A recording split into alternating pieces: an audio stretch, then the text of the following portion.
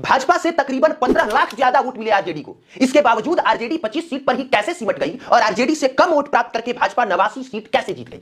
जब आप election commission के आंकड़े देखेंगे तो पाएंगे कि भाजपा को 20.96% वोट मिला है, जबकि आरजेडी को 22.76% वोट मिला है। अगर आप इसे संख्या में जानना चाहेंगे तो आरजेडी को टोटल 1,15,46,055 लोगों ने वोट किया है, जबकि बीजेपी को सिर्फ 1,81,143 लोगों ने ही वोट किया है। यानी कि भाजपा को आरजेडी से 15 लाख कम लोगों ने वोट किया है। वहीं पर जदयू को 19.25% लोगों ने वोट किया है। तो अब सबसे बड़ा सवाल यह है कि अगर वोट प्रतिशत आरजेडी को ज्यादा मिला है और आरजेडी वोट प्रतिशत के लिहाज से नंबर 1 पार्टी है, तो इतनी कम सीटों पर कैसे सिमट गई।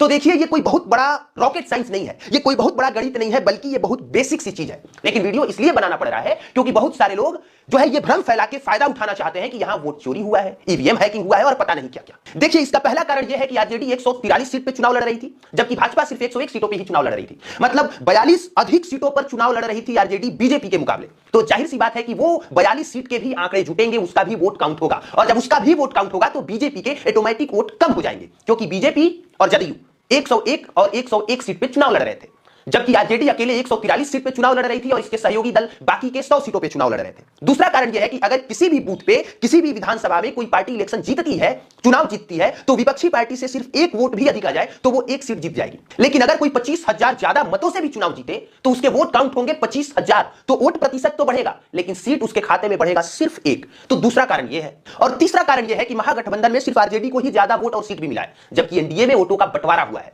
जैसे कि आप आंकड़े देखेंगे तो आरजेडी को टोटल 23% वोट मिला, कांग्रेस को 8.71% वोट मिला, जबकि सीपीआई-एमएल को सिर्फ 2.84% ही वोट मिला। इसके अलावा एनडीए में आ जाइए तो एनडीए में बीजेपी को 20.8% वोट मिला, जदयू को भी 19.25% वोट मिले और एलजेपी जो चिराग पासवान की पार्टी है, इनको भी 4.9% वोट मिला। और अगर आप दोनों को जोड़ दीजिएगा तो महागठबंधन के होंगे टोटल 35% वोट और एनडीए के होंगे 45% वोट। तो आप इसी से समझ लीजिए कि टोटल जब ओवरऑल जोड़ा जाए तो एनडीए का वोट प्रतिशत ज्यादा है।